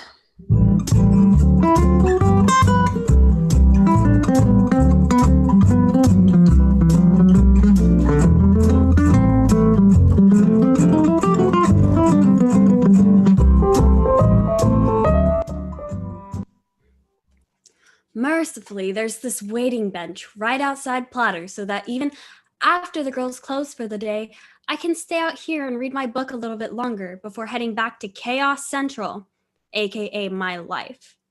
I just snuck a peek inside. Allison is still in the pink ensemble. Becca, Sadie, and now even Julia are in their street clothes. Cass is still in her waitress uniform. So, Allison, do you plan to keep us in suspense forever? What was with the voicemail? It was the owners. They're coming here at 3:00 p.m. to meet with me to discuss my inability to get my staff to comply with their words, not mine, a simple and reasonable fit and fabulous wardrobe edict. I hope you will all be very happy with your new manager, whomever he or she might be. They're not going to fire you, your star status.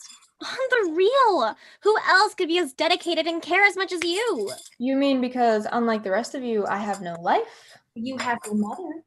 Wait, you actually know something about Allison's personal life? How? She told me. Allison, you never say anything about your life outside of work. And that is the way I prefer it. We know you enjoy reading travel and leisure and watching Globetrotter, so do you and your mom travel together? Sorry, is that too pushy or too nosy? Sorry, I'm so sorry. You don't have to say a word. My father died when I was a freshman at Cal State LA. Healthy as a horse. Then he just dropped dead on a public golf course. My mother had never worked outside the home, and Dad had accumulated all this debt he neglected to tell her about. It was a huge, ugly mess.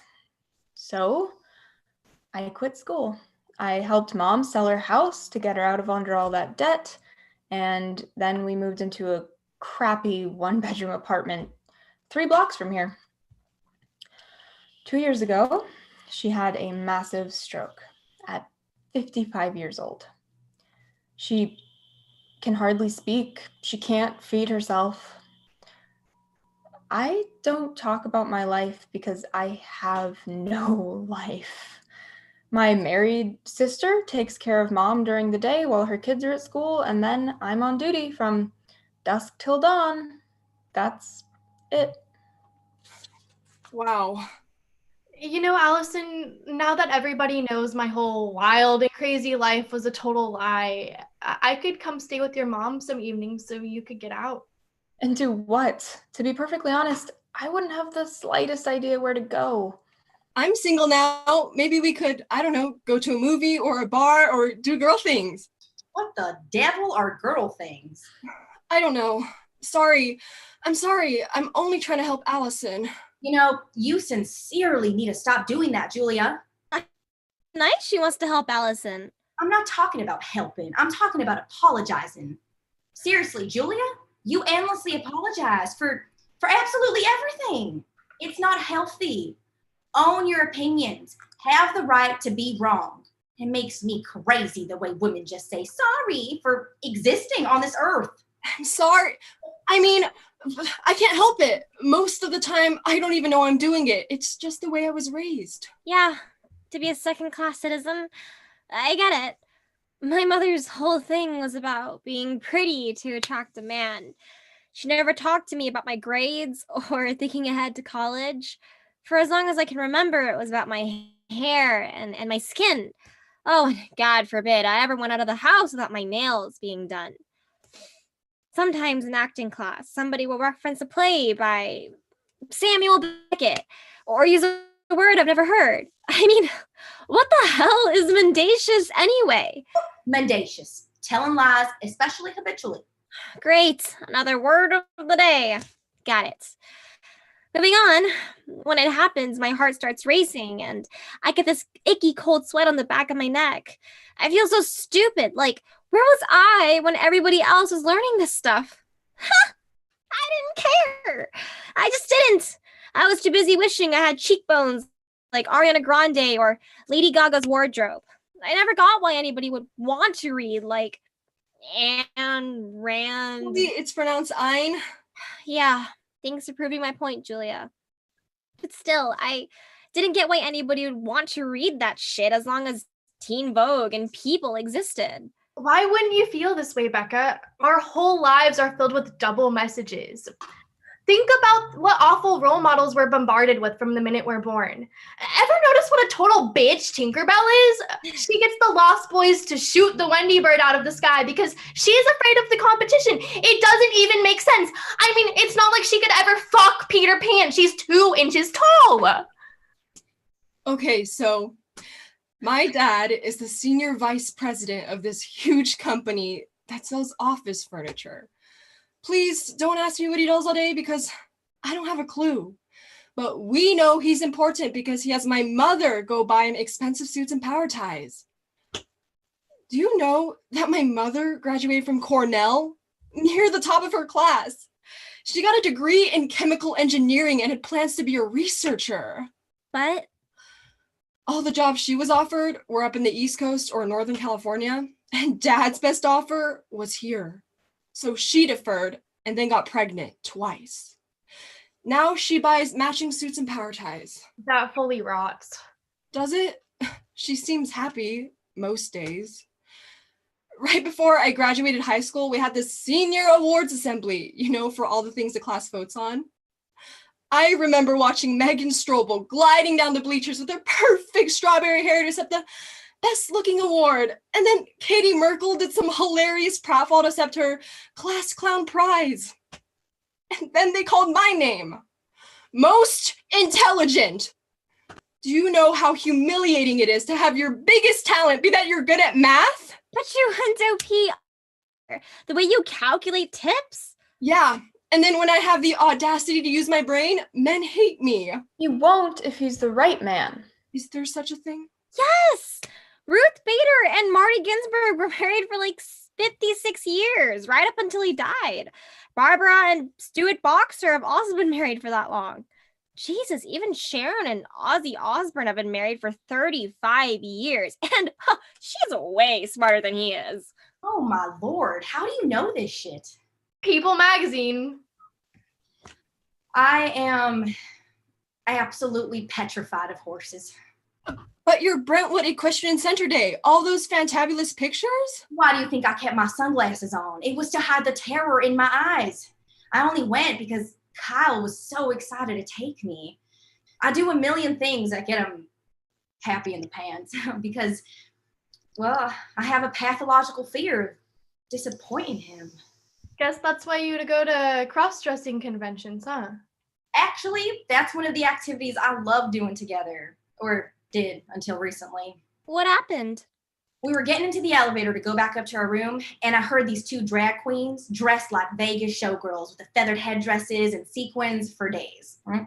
One of them says to the other, you know, if that fella in the Donna Karen dress and Ferragamo heels was going to bother being here, you think he'd put a little more effort into trying to look superfluous. Oh no, he was talking about Kyle? No, me. Oops, Do not say sorry, Julia. I know, but okay, we really shouldn't have laughed. It's just funny, I know, but it still completely hurt my feelings. In the future cast, can't you just be honest with Kyle when he suggests doing something you don't want to do? She's the fourth wife. It makes her a little insecure. I grew up in a 2-bedroom house with 5 siblings from my mama's 2 failed marriages in a tiny town in rural North Carolina. The kind of place nobody ever leaves. I had this friend, Barbara Sue Wigglesworth. That's not a real name. It is where I come from. Her parents had this huge farm at the edge of town. They were the only people I knew with money. Spring break, senior year, Barbara Sue's family invited me to go to Myrtle Beach. They had this house right on the sand, a pure fantasy for me. I went home, I graduated, and like maybe 2-3 weeks later, I packed up my one sad little cardboard suitcase and I moved down there to get a waitress job. That's where I met Kyle. He was my ticket out of Bonnetsville. Yeah, but still, if Kyle really loves you, wouldn't you want to know if something makes you uncomfortable? He's a surgeon, and his world, surgeons are gods. And in case you're not up in your Greek mythology, nobody questions the gods. Look, I'm a very practical woman. I know it's all about trade-offs. Kyle's given me a beautiful, happy life, way beyond anything I could have dreamed of. I'd be a fool not to appreciate that. You know what I appreciate? You guys totally not hating me for making up my boo-boo adventures with Olivia. Here's the part I don't get, though. All those nights you weren't out with her, what were you doing? I was home, alone, reading. Whoa, what a wild woman, right? A few weeks ago, I was doing this BuzzFeed quiz. One question was, what's your favorite sound? Know what I said? The sound of characters coming alive in my head when I'm lost in my favorite novel. Oh my God, that's beautiful. Don't you mean sad? Think about it. What I was actually saying is that all of my closest friends are fictional characters, like Olivia. How pathetic is that? Well, you said you wanted to be a short story writer. Have you been writing? Yes. Then find a place to read your stories. Do a spoken word night. No way, I could never do that. Sure you could. It's like with my acting class. Everybody's terrified, but you jump in and you do it. Ryan asked me out. And he asked me to star in his movie too. Oh wow, that's gooch. I think Ryan's adorable. He kind of is, isn't he? Plus, he's a really decent guy. What about Joel? What about Joel? That was never a real relationship. It was an education, some experience with a grown-up. You guys all must go through this. Guys our age, the flash on my iPhone lasts longer than they do. Still, crabs were the last gift I needed from Joel. I'm happy. Moving on. I'm happy to hear that. You're right. Time to take the men out of mentor. Hey guys, guess what? I found a club where Sadie can read her stories at their open mic night. It's a cute, funky coffee shop in Echo Park. Oh no, I couldn't. I'm telling you, I'd poop my pants. Oh, not if we're all there to support you. Me and Kyle would clap and cheer so loud. Me too. I was a cheerleader in high school. Wow, color me surprised. Be nice. This is me being nice. Ooh, I have the best idea. What if we took 2 days next week, pooled our tips, and then we could hire a professional caregiver to come in for the night to watch Allison's mom while we go to Echo Park to hear Sadie read. Or we could figure out something else fun to do. Bless your heart. You can do this. You want a real laugh? Let us help you find one. I have no idea what I'd read or what I'd write to read. How about Adventures with Olivia, Chapter 1. I love it. All right, I'll do it. I guess. Oh no, Allison, it's almost 3 o'clock. Don't you have to get ready to face the corporate guys? I'm good. I was over at the register rehearsing for them. I just have to hit the restroom.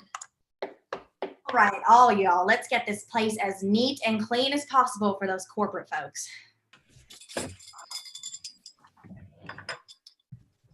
You guys, tell me what you think this means. It was, I don't know, a while ago.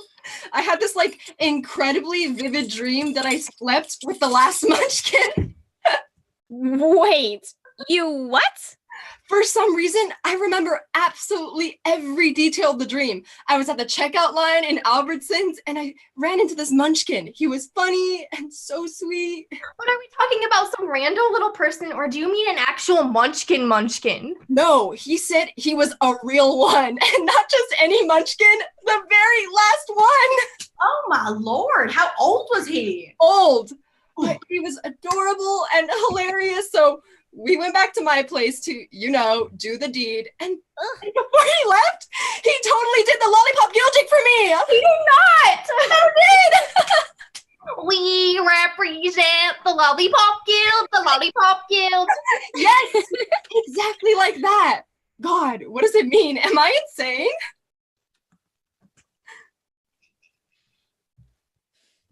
Oh, listen to them enjoying each other. It's so wonderful. And look, here comes Allison. And she ditched a pink. And she's ditched the workout clothes. She's in a silk blouse with black slacks. Wow, that girl cleans up good. Allison, Julia dreamt that she slept with the very last munchkin. Want to know the creepiest part? About 2 months later, I saw in the paper that the real last munchkin died. And he was the Lollipop Guild guy. Aw, that's so sad. Yet odd. So this proves it, right? I'm weird. Yes, we're all weird. We're human. It's high time we just accepted that. All right, ladies, as much fun as this has been, I'd now very much appreciate it if you'd punch out and leave through the back so I can do this.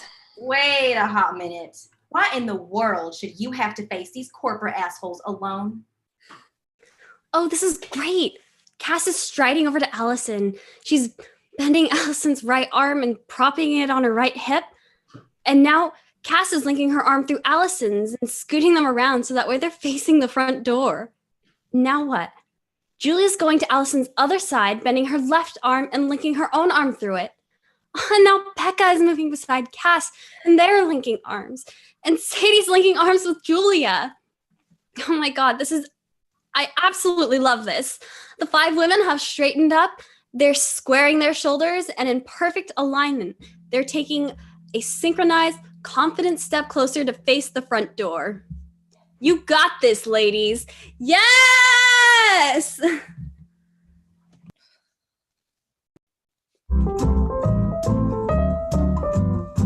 You've been watching At the Pass by Stu Krieger, with Angie Lee as Maxwell, Sheridan Satera as Tina, Liliana Lopez as Krista, and Chloe Espinoza as Deborah.